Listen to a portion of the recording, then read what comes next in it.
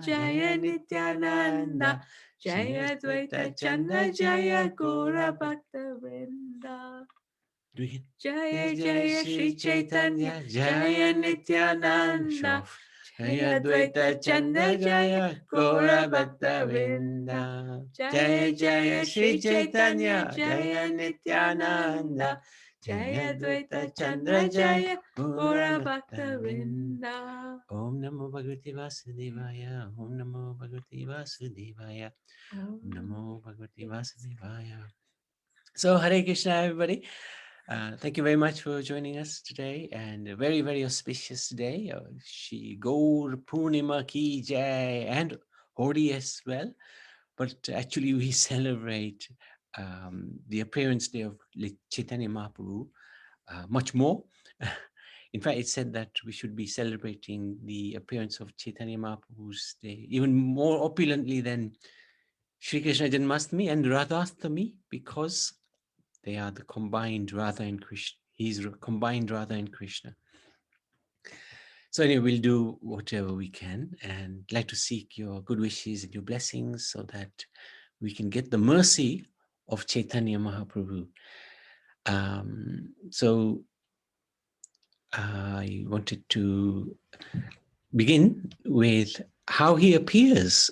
Actually, Madhavendra Puri, we were discussing this glorious devotee a few days ago. It was his disappearance day, I think, and how he brought the worship of Radha and Krishna into this world.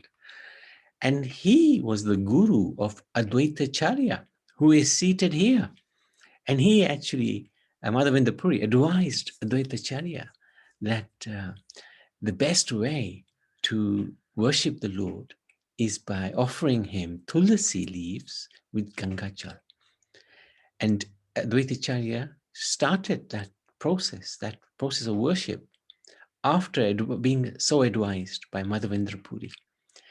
And we will recall how, when we were talking about Advaita Charya's appearance day just about a month ago, how he would cry out to the Lord, offering these tulsi leaves and Ganga Jal to his shaligram, the Narsingha shaligram. And he would cry out really loudly, and those cries would be heard by Chaitanya Mahaprabhu, by Radha and Krishna in the spiritual world, and that forced them to appear. So he is one of the principal reasons why Lord Chaitanya appears as he does. So we're very lucky, very fortunate to celebrate this day, this occasion, in view of Chaitanya Advaita Charya's sacrifice. He could have done it himself. He could have saved the whole world. He's none different from Mahavishnu and Sadashiva.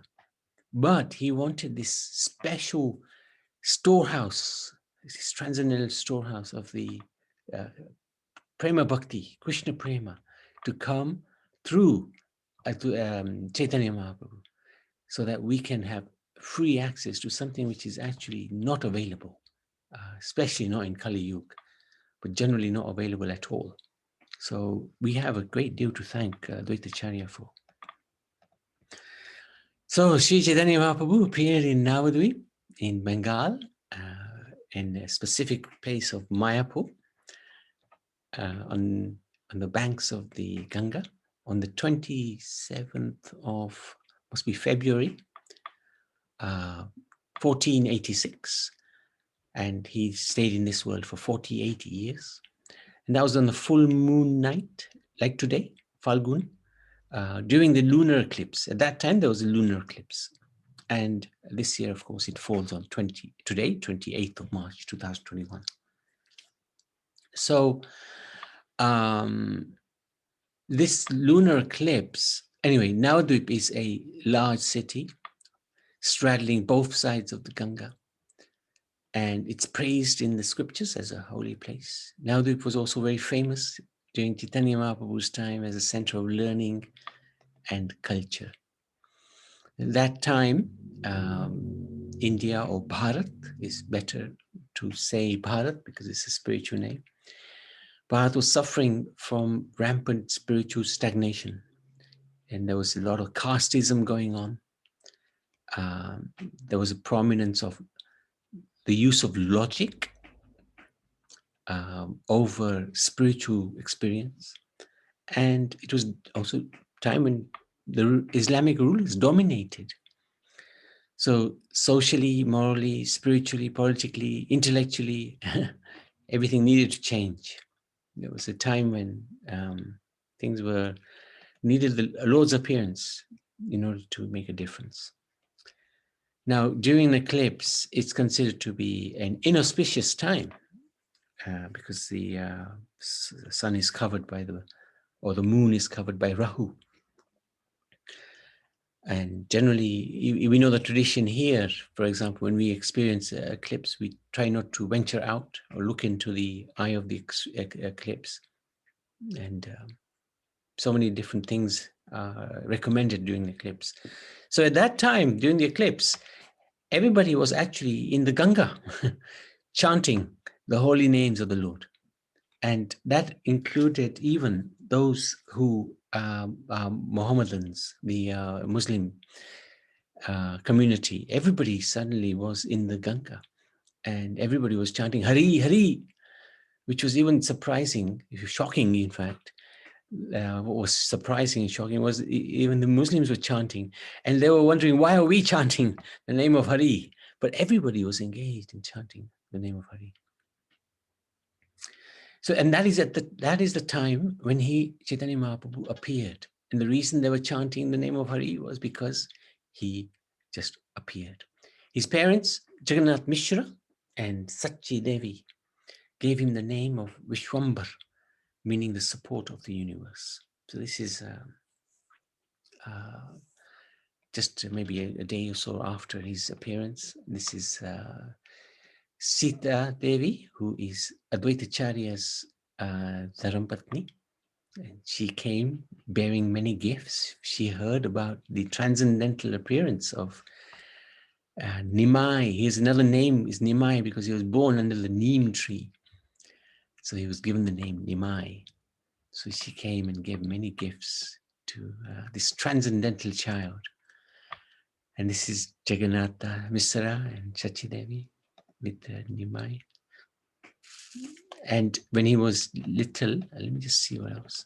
The reason they gave him that name, Vishwambar, was because astrologers had predicted his superhuman qualities, that he would deliver the people of the world.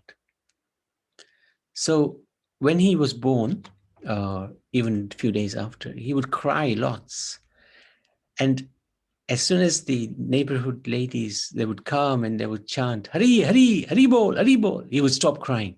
So he indicated from a very young age that his mission was to get everybody to chant the holy names of the Lord. During his childhood, he displayed many mysterious pastimes. Do you want to say that? Okay, so yeah, I was listening to a lecture described some of his childhood pastimes. So Jagannath Mishra and Sachi Devi had a few children who actually left their bodies. So, they were quite happy when Chaitanya Mahaprabhu was born. But he had an elder brother who actually didn't marry and became a sannyasi. So this older brother actually had been to school and studied the Vedas. So because of that, they thought, that's why he became a sannyasi. All this knowledge was not good. So they didn't want to send Chaitanya Mahaprabhu to school for this very particular reason. And Chaitanya Mahaprabhu actually wanted to go to school because he wanted to really start his preaching from there. So one day what he did was all the household rubbish was put on a pile, like all the peels and things like that, which would be turned into compost. So he decided to just start playing in that pile of rubbish. As Sachi Devi saw him, and she said, "What are you doing? This is unclean. It's muchi." So he said, I don't know what muchi is. You know, I've never learned all these things. You know, you should send me to school. You know, I need to learn all these things. So in this way, you know, he did various other things like this. So in the end, then Jagannath Misra decided to send him to school. Mm. And then in school, you know, he learned everything very, very quickly. You know, even the teacher, you know, I think, is it Ganga Prasad? Yeah, yeah. He also said, you know, who am I to teach you? But he said, no, no, you have to teach me. So he learned everything, you know, very, very quickly. You know, like Krishna learned everything in 64 days. Chaitanya Mahaprabhu he learned everything even more faster than that. And then uh, as he became a bit older, he started um, teaching the other little boys. So he became their little guru because he knew all these things. He got the name of Pandit, so that's why he was called Nimai Pandit. And you know, everyone in the area knew him as Nimai Pandit now. So all his little students would follow him everywhere. And so what he would do is in the morning he would teach the students, and then in the afternoon they would all go out into uh, nearby areas to give association to everyone. Uh, One day he actually went uh, to an astrologer's shop, and he said to the astrologer, um, kind sir, please tell me what my previous birth was. So the astrologer says, yes, come and sit down. So this astrologer is actually quite good. So he started, meditating, and he closed his eyes, and he started saying Kurmadev. So he opened his eyes, thinking, what am I seeing? Closed his eyes again. Then he saw Matsya. Again, he opened his eyes. He's looking at Chaitanya, Nimai Pandit. You know, really funny expression, thinking, what am I seeing here? Closed his eyes again. Again, he saw Krishna. So he said to Chaitanya, Nimai Pandit, I'm sorry, I cannot predict. I keep on saying all these things, and I'm sorry, I can't predict what your previous birth was. So Chaitanya Mahaprabhu said, okay, that's fine. And he got up and went away. So there's several things like that. There's another time when this other little boy called Gopal came to Chaitanya, and he said, Bhaiya, Bhaiya, please come to our house to have lunch. My mother, has invited you. I said, how am I your brother? So I said, well, your mother and your mother calls my mother sister, so that's why we're related. So I said, okay, I'll come and have lunch. So he's going along with his students, and they come across the Ganga, and they hear all these cows mooing away, really different, weird moves. So he asks his students, why are they, mooing like this? They said, well, there's a crocodile in the Ganga there, and they're moving to warn the crocodile that, we know you're here, and, there's lots of us, because they're all moving together. So, you can't scare us. So Chaitanya Mahaprabhu said, okay, let's do Harinam. So they all started chanting the Lord's names, doing chanting Hare Krishna. And then this crocodile eventually came out and touched Mahaprabhu's feet, and all of a sudden he changed into a demigod. So Chaitanya Mahaprabhu said, okay, who are you? What are you doing here? And in the meantime, the boy's parents come from Indralok, where he was from, to take the boy back. So the boy said, well, I was a 5-year-old boy in Indralok, and I used to be very naughty. And one day I saw this sage sitting in the lake, chant, with closed. He had his eyes closed. So I went and chopped off his sika. And when the sage opened his eyes, he was really annoyed at me. So he cursed me. He said, you like to cut things? Okay, you can go down to the material world and you can cut and eat everyone. So that's why I became a crocodile. But because I was a 5-year-old boy, I really, I apologized to the sage. And the sage actually was Durvasa Muni. So, and then Durvasa Muni felt sorry because I was such a young boy. So he said, okay, no problem.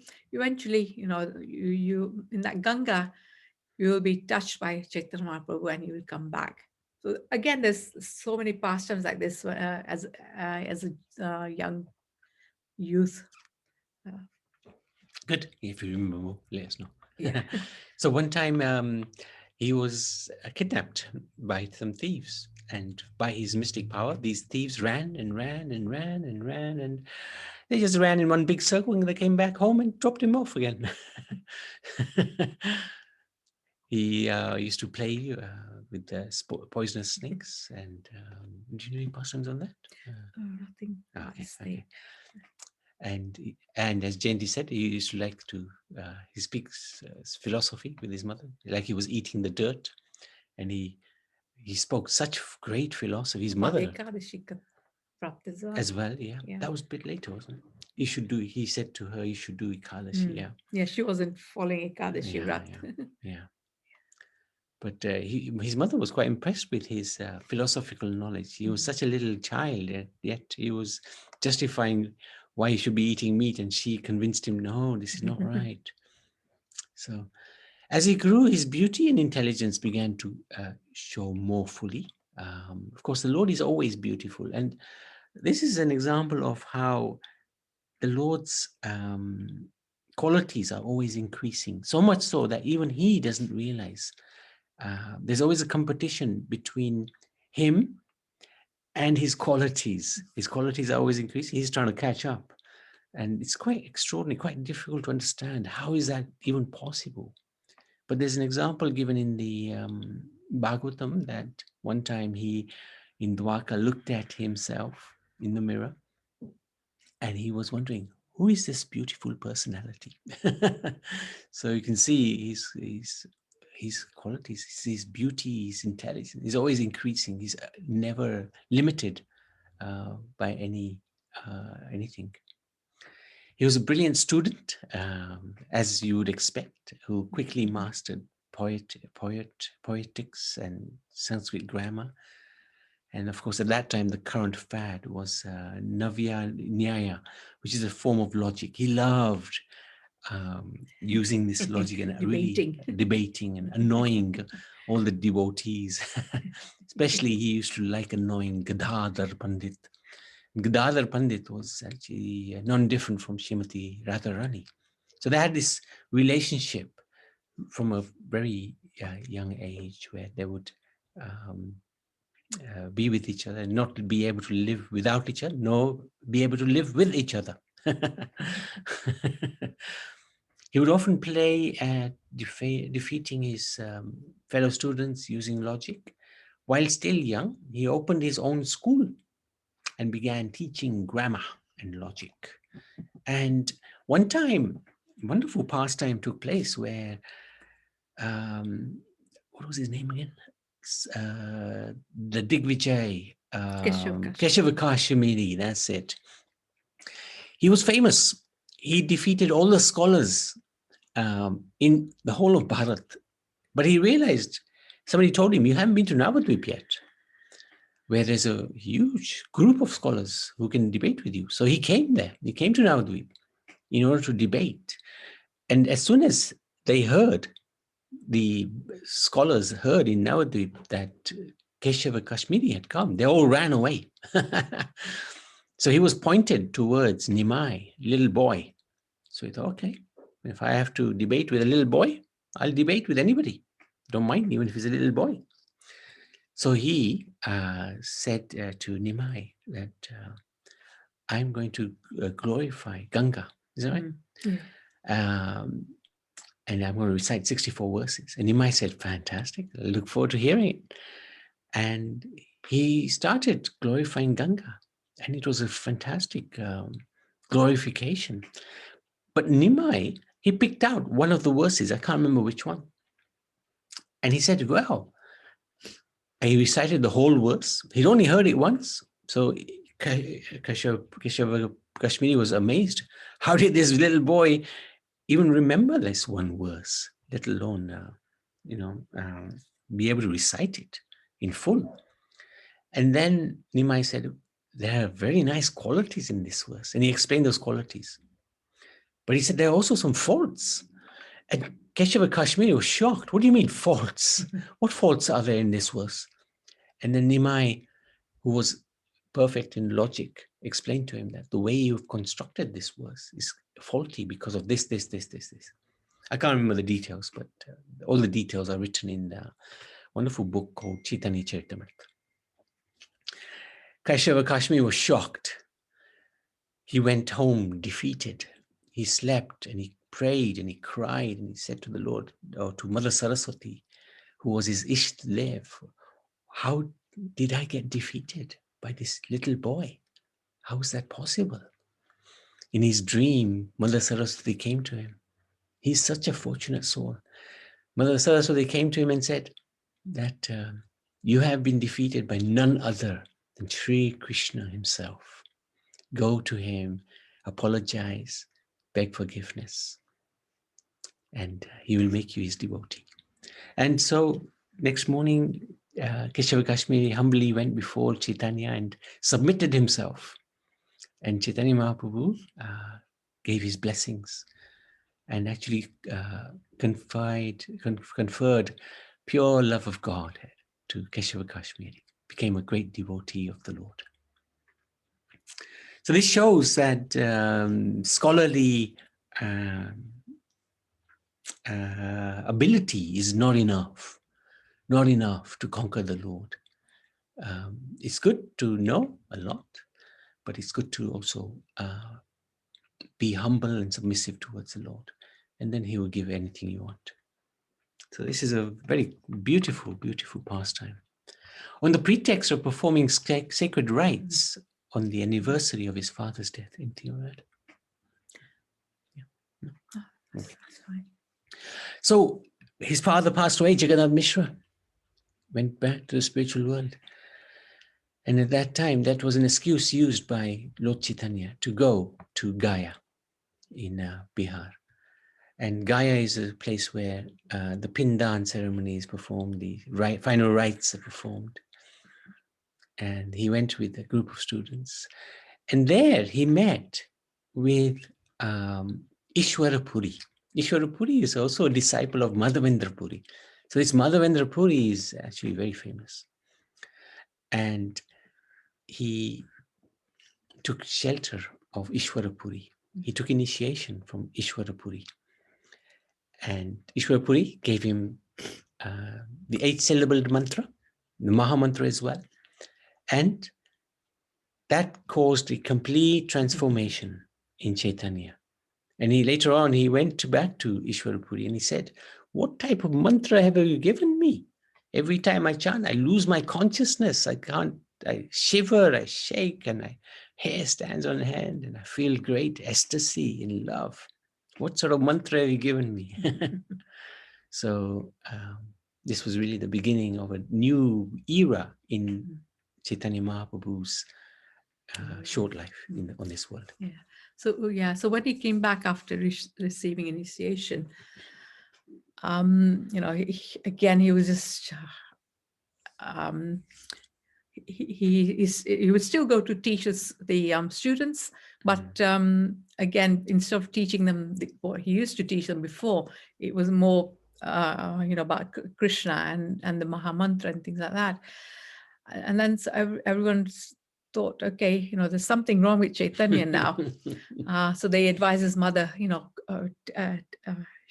take him to such and such a doctor or such and such a Ved, you need to cure him. I think he's gone mad. So anyway, they tried everything, but nothing was obviously working. Then Chaitanya Mahaprabhu said, everyone keeps on saying I'm mad. So he went to Srivas Acharya. So he said, what's wrong with me? So I said, yeah, of course you are mad. You're mad because you got Krishna Prem. That's the disease you've got now. So he said, okay, don't. Sorry, Srinivas Acharya is the person he talked to. So he said, Shrivas Pandit. no, Acharya. Shivas Pandit. Yeah. Okay, his Angan. Okay, That's right. Yeah. okay, sorry. Okay, so anyway, so he said to advise Chaitanya Mahaprabhu, okay, when you're out and about, don't go into this ecstasy. What you can do is you come to my house, and during the night we'll have kirtan, and that's when you can go into this ecstasy in this mood. So that's the beginning of the nightly kirtans at Srinivas Angal. Angan. Now, there's several things that happen there as well. There's they used to have this kirtan all through the night, and they've closed the doors so no one would be allowed apart from these close associates of Chaitanya Mahaprabhu. And one day, Srinivas, his mother-in-law wanted to find out what's happening, so she hid in one of the baskets, and then. And that time, Chaitanya Mahaprabhu said, "There's something wrong here. I'm not feeling the right mood. There's someone here who shouldn't be here." So they looked and looked. They couldn't find anything. And then all of a sudden, they saw this basket moving. So I looked, and then the mother-in-law was there. So they asked her to leave. Another night, another Brahmin kept on knocking at the door, saying, "Please let me in. I want to come and be part of your kirtan." So, but they wouldn't let him. And then the next morning, when Chaitanya Mahaprabhu actually went to the Ganga to have his snan, that Brahmin was there. That Brahmin said, last night you wouldn't let me into your kirtan, so I'm going to curse you. I'm going to curse you that also you will never be able to enter your house. Chaitanya Mahaprabhu said, thank you for that curse. This is what I've been waiting, because that was the time that he was thinking of taking sannyas and not going back into his house. So he thanked the Brahmin for that curse.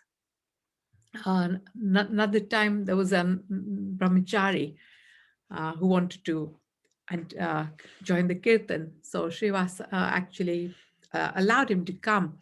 And again, Chaitanya Mahaprabhu said, no, there's someone here who shouldn't be here. The mood is not right. So Srivas said, okay, I've invited this brahmachari. I'm sorry, he apologized to Mahaprabhu and said, I'll ask him to leave. So Mahaprabhu told that brahmachari to leave. That brahmachari went out, and he was regretting, and thinking, why has Mahaprabhu said I can't be part of that? So he started thinking, because Mahaprabhu had actually said to him, all these people are grihastas and you are a brahmachari, but they're all better than you because they have Krishna Prem. You don't have that. So he was thinking about those words that Mahaprabhu had said, and Mahaprabhu also said that you after name and fame, whereas all these devotees are not. They they want to try and please me rather than themselves. So this brahmachari was thinking, exactly, meditating on those words, and he realized, yes, Mahaprabhu is right. So he started crying and crying, and then at that time Mahaprabhu told Srivas, bring that brahmachari back in. So Srivas brought him in, and the brahmachari asked Mahaprabhu, why have you let me in now? So Mahaprabhu said, I wanted to get rid of your ego. That is why I made you leave. Now you can come back and join us. And during this time, we'll talk about this in a minute, actually. So upon returning to Navadvip, he gathered a following with whom he would engage in congregation with singing. This is exactly what Jayanti was saying, the holy names. And they would do that in Srivas Acharya's house.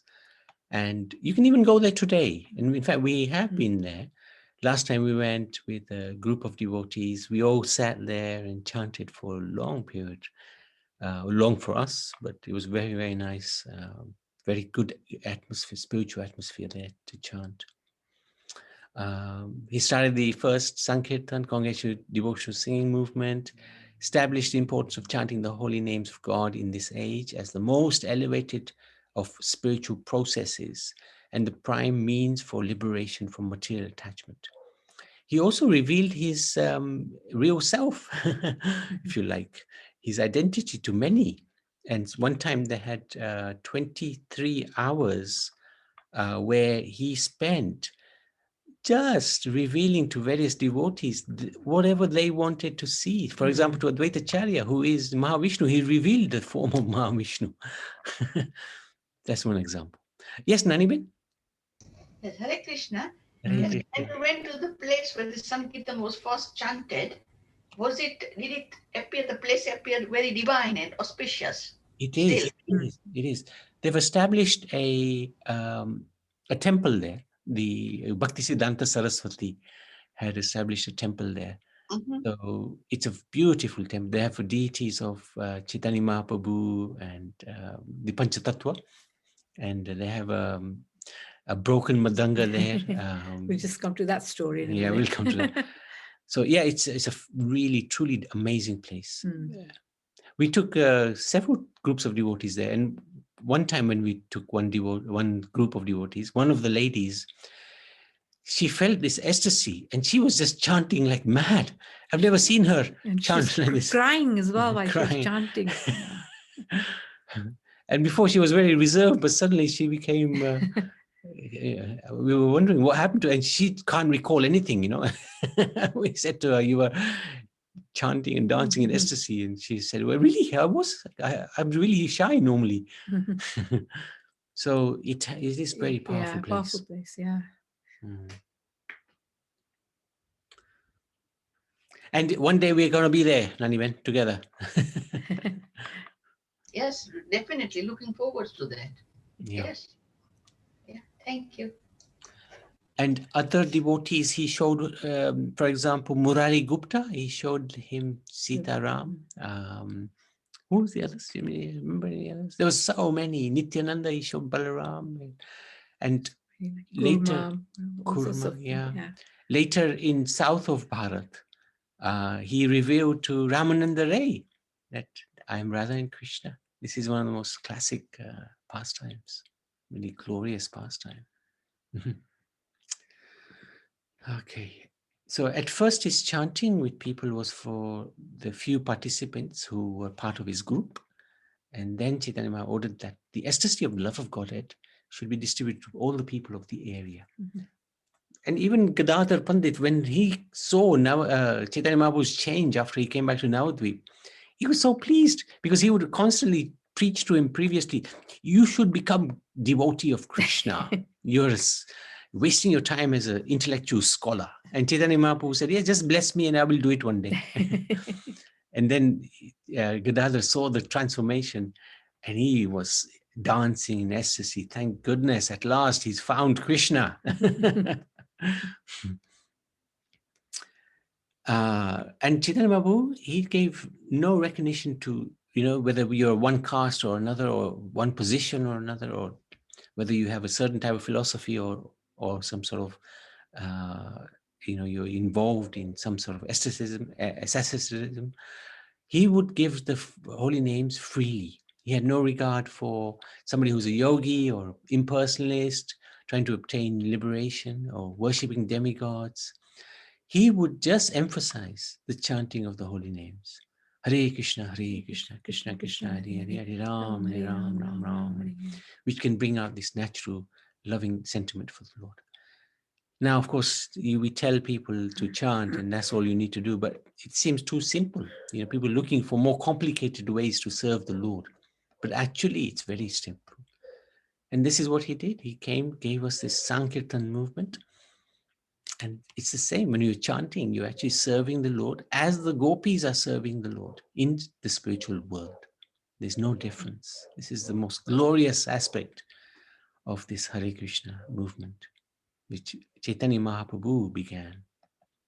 We've been having so many arguments recently or debates about Chaitanya Mahaprabhu, whether we should have him in the temple or is he a ISKCON thing? Well, he's not an ISKCON thing. Chaitanya Mahaprabhu is Sri Radha and Krishna combined. So, thus Vishwambar met with opposition, however, from many sections of the Brahmanical community, because this community was very much into rituals, performing. Casteism. Yeah, and that's right, casteism, that as Brahmins, we are the head of the society. And they would go to the Muslim rulers and tell the Muslim rulers that this Chaitanya Mahaprabhu is making a mockery of our religion. So at one point, the devotees were going out on Harinam and the Muslim soldiers stopped them and forbade them from chanting the holy names. Chaitanya Mahaprabhu became very upset and he organized the first civil disobedient movement by mobilizing thousands of people to go in Sankirtan procession to the Chand the Qazi's house, the Muslim magistrate. So they all went in the middle of the night with torches, and it was like hundreds and thousands of devotees chanting the holy names very loudly in defiance to the Muslim rulers. Seeing the need to spread Krishna consciousness more widely, Vishwambar decided to, hang on a minute. Where's the thing on? There you go. So they came before the Chandakazi, and the Chandakazi, he locked the doors of his house. He wouldn't open. And but he was very, very frightened, very scared because there was a lot of people. So eventually he came out and he asked Chaitanya Mahaprabhu, why are you doing this? What is going on? And there was a discussion between the Chandakazi and Chaitanya Mahaprabhu. Chaitanya Mahaprabhu explained this holy name, the philosophy of the holy name. And also he talked many other things. He talked about he talked about vegetarianism. He talked about how can you eat the cow? She's like your mother. And the Chandakazi, he tried to explain from the Islamic point of view why they ate the cow. But Chaitanya Mahaprabhu completely defeated him through the process of Sanatana Dharma. And then the Chandakazi surrendered onto Chaitanya Mahaprabhu. And Chaitanya Mahaprabhu was a little surprised. Why are you doing this? He said, well, at the middle of the night, after the Madanga was broken, after my soldiers broke the Madanga of the devotees, there was this half man, half lion suddenly appeared on my chest in the middle of the night. And he was tearing at my chest and he said to me, if you stop this Sankirtan movement, I will kill you. And Chandakazi at that time said, no, I will not stop it. And he was petrified. And now I can see that you are none other than that half man, half lion incarnation of the Lord. And therefore I submit unto you. And I promise you that as long as we are the rulers in this area, we will never stop the Sankirtan movement of the Lord. He showed the marks of that, the nail marks on the chest of Chandakazi. He showed the Nrsingadeva's nail marks. Now, Nrsingadeva is very famous, actually. He comes into the dreams of many, many devotees. If they make some little mistake in the service, he will tell them. He will not mince his words or hold back his claws, but in a loving way, And when Nrsingadeva appears to a devotee, actually it's the greatest blessing. So Chandakazi was actually blessed. And to this very day, this Sankirtan movement has never been stopped. And there's always a great deal of respect for the chanting of the holy names. Even today, because the vast majority are still Muslim in that area. Yeah, that's right. Took place for his marriage. Go on, yeah. Okay. Yeah. Good. So oh, one day, I can't remember his name now. Oh, the Brahmin? Yeah. Businessman. Okay. This Brahmin actually saw Chaitanya Mahaprabhu, and he also saw Lakshmi Priya far away. So he's the father of Lakshmi Priya, and so he you know, in his mind he's thinking, Chaitanya Mahaprabhu is a good match for my daughter. So he went to see Sachi Mata. At that time, Chaitanya Mahaprabhu's father had left his body, so it was just Sachi Mata there. So he told Sachimata, you know, I've got a proposal, my daughter's hand in marriage to your son. Sachimata said, no, my son's too young, let him still study. You know, he's not of marriageable age yet. So she left it at that. And then Chaitanya Mahaprabhu came in, and he started making some comments like, I need to do this, I need to do that, I need to earn a living now. Sachimata, okay, maybe that's a sign that he is ready for marriage. So then they arranged that marriage with Lakshmi Priya.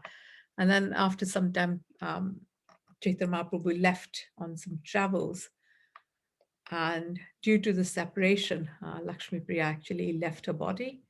And when he came back, Chaitanya Mahaprabhu, while he's away, he knew about this, but when he came back again, he lamented, at the passing away of his Dharmapatni. Good. Yes. Good. And then Sachimata asked him to remarry, and he did, to Vishnu Priya. That's right, Vishnu Priya. And then then of course we go into the next week. Seeing the need to spread Krishna consciousness more widely, Vishwamba decided to take sannyas.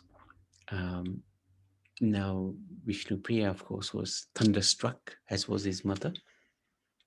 But Vishnu Priya carried on worshipping Chaitanya Mahaprabhu after he took sannyas, and for many years after, she was completely dedicated to him. So sannyas is the renounced order of life. At the age of 24, so in 1510, he took sannyas. He shaved his head, which was quite overwhelming for even the barber, let alone all the devotees. He had long, beautiful hair, and to take that hair off was actually incredibly difficult to digest for many of the devotees there. And he took sannyas from Keshava Bharati, who's regarded to be Gagamuni or one of the gurus, and Sandipani Muni maybe, in the pastime of Krishna. And he took it in a place called Katva, quite a famous place, and he became known as Chaitanya Mahaprabhu, Sri Krishna Chaitanya Mahaprabhu. So this is very unusual. This is probably one of the first occasions where the Supreme Lord himself takes sannyas, renounces the material. He's never part of the material world anyway, but he took this official step of renouncing the world. To console his mother, he promised to stay in Puri. So what happened? He was deceived. After taking sannyas, he was heading towards Mayapur. Vrindavan, yeah. And Nityananda fooled him into coming to Advaitacharya's place in Shantipur. And so he stayed there for maybe 7 days or something like that in Shantipur. At that time, his mother came and served him. She was in shock. And she requested him, don't go so far away as Vrindavan. At least we'd like you to be near. And he promised then to stay in Jagannath Puri, which is in Orissa. And it's probably, you have to travel there by foot. It takes probably 2-3 weeks. But at least it's closer than Vrindavan. Now, in Jagannath Puri, he stayed for many years. In fact, most of the 24 years he spent in Jagannath Puri. Yeah, he was there 20 years. 4 years he spent traveling in south of Bharat and Banaras and many other places. But for 20 years he was there. And there was many pastimes that took place there. This is the Sarvabhauma Bhattacharya. When he first got to Jagannath Puri, he went there alone. He created a little fight with Nityananda, who broke his ex-dandi into 3 dandi. And he went off alone to Puri, and he went straight to have Jagannath darshan. And at that time, he fainted in ecstasy, and they all thought, oh, this young, beautiful sannyasi has died. But Sarvabhauma Bhattacharya was there. He tested by putting some cotton wool on the nostril of Mahaprabhu, and he saw, no, there is life here. Take him to my place. Because he was so beautiful, everybody was attracted to Chaitanya. And then Sarvabhauma Bhattacharya, in due course, he said, you are a Mayavadi sannyasi and you are just in ecstasy of Krishna. That is not correct. Let me explain Mayavadi philosophy to you. So for 7 days, 7 nights, he talked with Chaitanya Mahaprabhu. He spoke to Chaitanya Mahaprabhu, all the different philosophies within the Mayavad movement. And Chaitanya Mahaprabhu was just listening, didn't say a word. And at the end, Sarvabhauma said to him, I've spoken to you so much. Have you understood anything I've said? You're not saying anything to me. And Chaitanya Mahaprabhu said, I understand Vedic philosophy very well. But what you're saying, I don't understand at all. So then he explained Vaishnava philosophy to Sarvabhauma Bhattacharya. And within a few moments, he completely changed the mood and the philosophy of Sarvabhauma Bhattacharya from Mayavad to Vaishnava philosophy. And it's a huge change. Mayavad philosophy basically believes that we can become God. And Vaishnava philosophy basically says we can become a servant of God through the different processes. So that was convincing enough for Sarvabhauma Bhattacharya. He was really happy and he accepted what was said. And he believed in this philosophy till his dying days. Chaitanya Mahaprabhu showed his omnipresent status. He would often, when Sachimata was offering food to him, he would go home and eat, although he was in Jagannath Puri and she was in Mayapur. And he would later on tell the devotees that she cooked this meal for me this day and I ate it and it was very delicious. He spent 4 years traveling through southern Bharat and he visited Vrindavan, Varanasi. In Varanasi, there was the movement of the Mayavad sannyasis was very strong. And one time he sat in the corner at an unclean place whilst the Mayavad sannyasis were discussing. And they all came to him and said, why are you sitting there? Come and sit with us. And he said, well, I can't be as great philosophers as you. I simply chant Hare Krishna and I am in ecstasy of love of Krishna. So he then explained the philosophy to the Mayavad sannyasis and he convinced all of them also to turn to Vaishnavism. This was the power of Chaitanya Mahaprabhu. In the south of Bharat, there was a conspiracy to hurt Chaitanya Mahaprabhu by the Buddhist philosophers. They wanted to give him some poisonous food, but a bird came and took that food, that plate of food, up in the air and threw it down and he hit the main Buddhist on the head. And in that way, Chaitanya Mahaprabhu was saved. He also came across Lord Shiva and Parvati Mata. And Lord Shiva knew the ecstasy, the excellence of Chaitanya Mahaprabhu, the spiritual bhav, and he also surrendered onto Chaitanya Mahaprabhu at that time. And Chaitanya Mahaprabhu gave him blessings to have full Krishna prem, which he does. In Varanasi, he also instructed Rupa Goswami and Sanatan Goswami in the mellows of devotional service. And because of that, the 6 Goswamis gave us so much literature and so much wonderful understandings of this incredible philosophy of Sri Krishna Chaitanya. They would eventually settle in Vrindavan. There's 2 Goswamis here, Rupa and Sanatan. Eventually, all of them were in Vrindavan. They wrote many books and gave us the instructions of Chaitanya Mahaprabhu, specifically for bhakti towards Radha and Krishna. And they also revealed many places where Radha and Krishna performed pastimes in Vrindavan. They rediscovered those places, Radha Kund being one of the prominent ones. So the rest of the time, apart from the 4 years he spent in Jagannath Puri, in ecstasy of love of Godhead, he tried to understand one of the hidden reasons why Chaitanya Mahaprabhu came. The external reason was to give Krishna Prem to everybody, but the hidden reason, the main reason why he came, the secret reason, was he wanted to taste the love of Radha. Because she would look at him as Krishna and feel such great ecstasy. And he could never understand what type of ecstasy, love is she feeling for me? I need to understand. So he stole her bhav, he stole her love. And that's why he comes in a golden color, not the shyam color of Krishna. Because Radha's golden hue dominates Chaitanya Mahaprabhu. And in that mood, in this form of Chaitanya, he tried to understand the love of Radha for Krishna. And it was very difficult. In fact, impossible. So the final years that he spent in Jagannath Puri, he was always in complete ecstasy that Radha was feeling for him in separation. And he found it difficult to contain that love. It's one of the most incredible aspects of Godhead, that the master is controlled by the servant. Radharani being Radhini Shakti, internal potency of the Lord, showed that actually the internal potency of the Lord is greater than the Lord himself.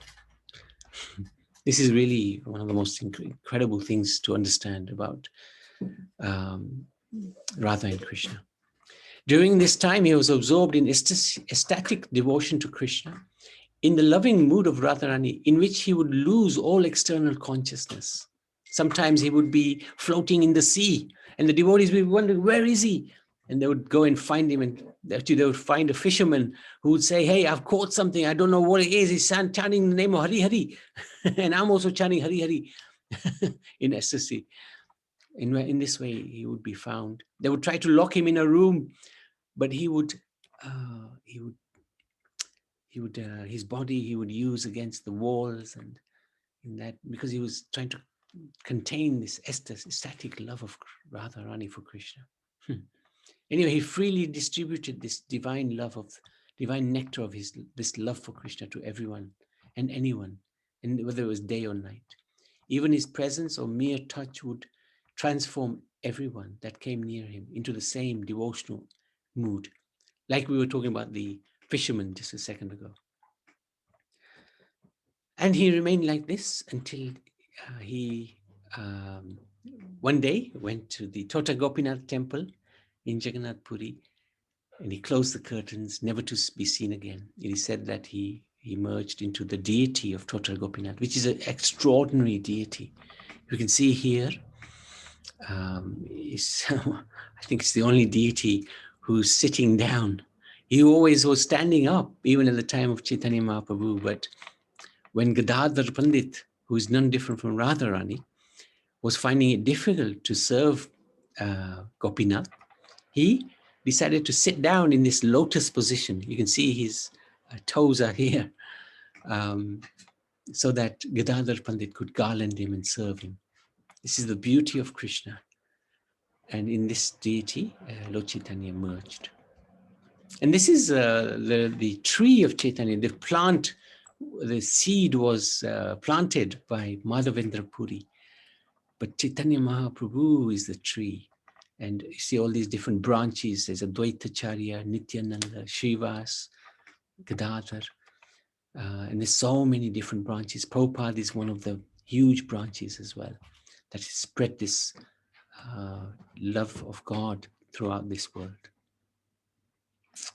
So that's where we wanted to end. There's a lot more to say, and Jayanti has a lot more pastimes to review, but we can stop at this time. We're going to continue at 6 o'clock with Abhishek. So please do join us. If there's any questions or any comments, I know devotees will know lots about Chaitanya Mahaprabhu and have lots of personal experiences they'd like to share. But if anybody would like to share at this moment, please do so.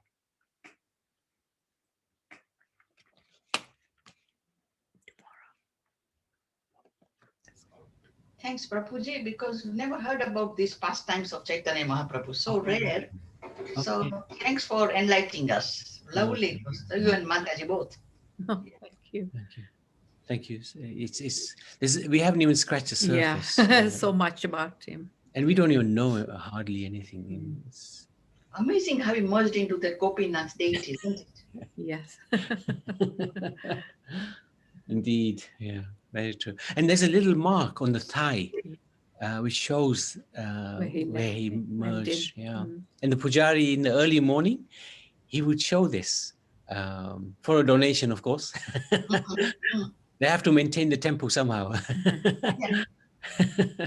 Wow. And they don't ask much. It's like 100 rupees or something. It's like a pound. And You've seen that, must have seen it, haven't yeah. you? Yeah, a few times. Yeah, beautiful, beautiful. It's a distinct mark. Yes. There is. Yeah, it's quite big, like probably this big. They don't allow you to take pictures, unfortunately. But that's fine, actually. Yeah. No pictures. Yeah. Vinay? Okay. Hare Krishna. Hare Krishna. Anybody else who's been to Puri and anything that they'd like to share? Or Mayapur? Haribol, Sitaram here, Prabhu. Hare Krishna. Hey, Hare Krishna. Yes, Prabhu. I also question, it's a bird which came and just, I think, hit the demon. I think so. What is his name? What is his name? The bird's name? I don't know. I'm not sure. I mean, it must be an incarnation of Garud, right? Maybe I read this, but I was a bit confused, That's why I'm just asking you. I see. No, don't remember the name. Okay. Oh yeah, there's one pastime I just remembered about Jaga and Madai. Oh yeah. Good one. So Jaga and Madai had done so many obnoxious things that they had like Yamraj had 27 warehouses of books of their pastimes, all these things that he had to sort out for them when they left their bodies. And it was such that he couldn't work out which hell to put them in when they came to him. So he got his associates to create a particular special hell for Jagai and Madai. They were so that bad. Anyway, so Chaitanya Mahaprabhu actually delivered Jagai and Madai, as we all know. When Yamraj found out that Jagai and Madai had been delivered, he just fainted. He's thinking, what has the Lord done? I was busy trying to work out a solution for Jagai and Madai, and now the Lord's just changed the whole situation. So his associates, thought Yamraj had fainted because, he'd done all this work, and now, he'd been left with nothing, to show for it, really. But the Lord actually, came to those associates and said, "No, Yamraj has actually fainted because of the love that Chaitanya Mahaprabhu has showed these miscreants. Really, imagine, they are so bad, and the love is there even for them. So, that is the reason why he fainted. But that was a funny pastime, that I heard about." Yamraj and Jagan Madai. Nice one. Okay. Anybody else? Anything else?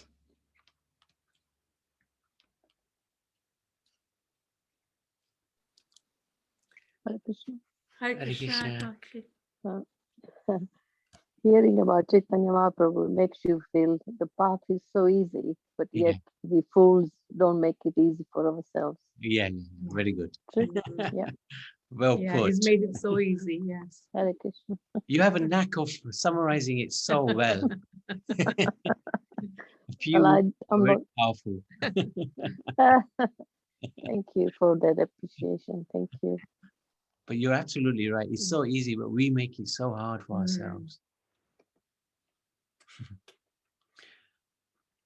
Oh, good. Pitambar is there. Pitambar, I'd love you to chant. We haven't heard you for such a long time. So we can do the Nishinga Kavach. Let me just find it. Oops.